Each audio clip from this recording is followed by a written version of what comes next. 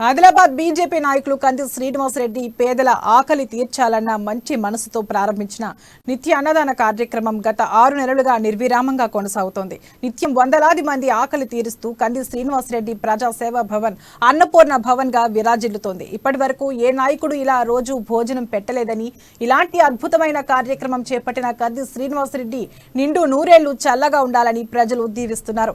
రాజకీయంగా మరింత ఎత్తుకు ఎదగాలని ఆకాంక్షిస్తున్నారు. బాదులుగా చేసినన్నరా మన అందరిని స్తోమన్నరా